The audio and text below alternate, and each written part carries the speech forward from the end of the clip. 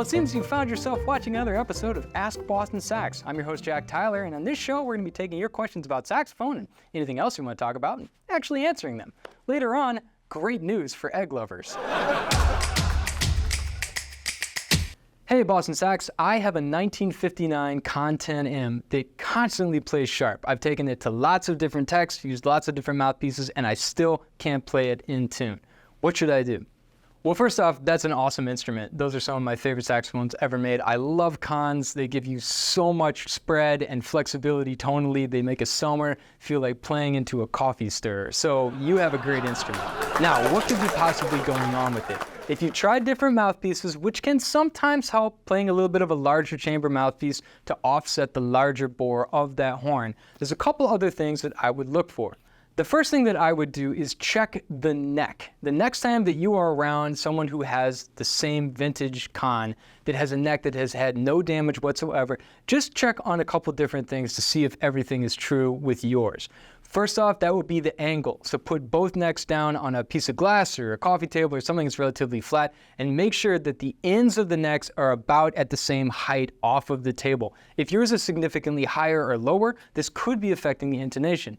The second thing to do would be to check the octave pip. That's a little hole that the pad seals on the neck. Has that been modified? Measure the bore if you can with a pair of calipers. Definitely use plastic jawed calipers so you're not going to do any marring. This might be something you want to take to your tech to do, but you can certainly do it yourself and make sure that that hasn't been changed.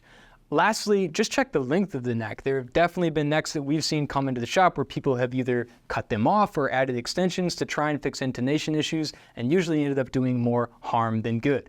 The next thing that I would look at is the overall setup on the horn, that being the key heights. If the horn is playing really sharp, it could be that the key heights are either way too open or they could be so closed that the horn is playing really unevenly and they need to be balanced out in order to allow you to slot the intonation easier. Now last, but certainly not least, don't forget the saxophone is a very, very imperfect instrument. It will never play itself in tune. However, we can do things with the key heights and the setup to help make it a little bit easier. But just keep in mind that a Conn is never going to play as easily as something like a modern horn when it comes to intonation. But that's part of the charm of those instruments. Hey Boston Sax Shop, from a repair perspective, where do I use which material? Cork, felt, ultra suede synthetic cork, where does it all go?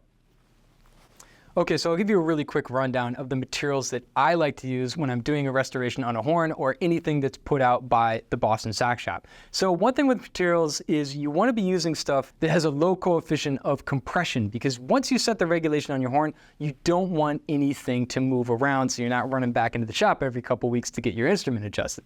Now, the problem being that a lot of things that don't compress also are very noisy because they're simply harder. So here is my quick rundown of where I put what on the horn. So first and foremost, the most important thing in terms of compressibility is dealing with regulation material.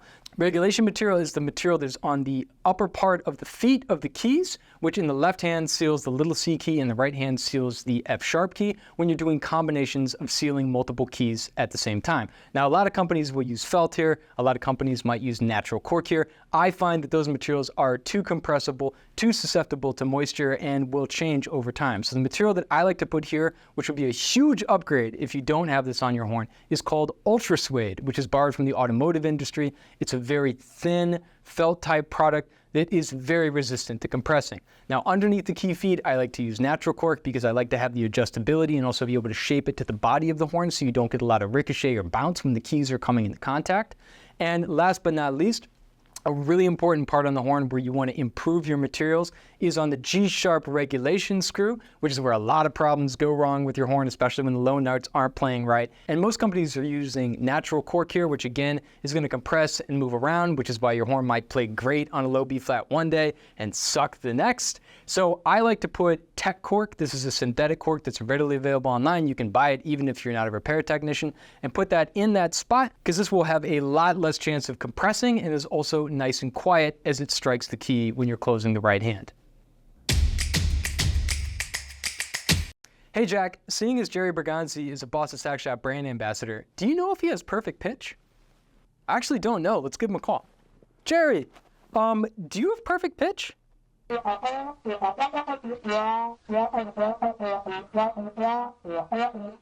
No, he doesn't have perfect pitch. In all seriousness, I think actually having perfect pitch is sort of a double-edged sword. One of the most famous saxophone players to ever have perfect pitch that I know of is Stan Getz, and I remember reading in his biography that it absolutely drove him nuts because anybody who was playing out of tune, it would just be like, you know, a dagger in his side while he's trying to play and really, really distracting.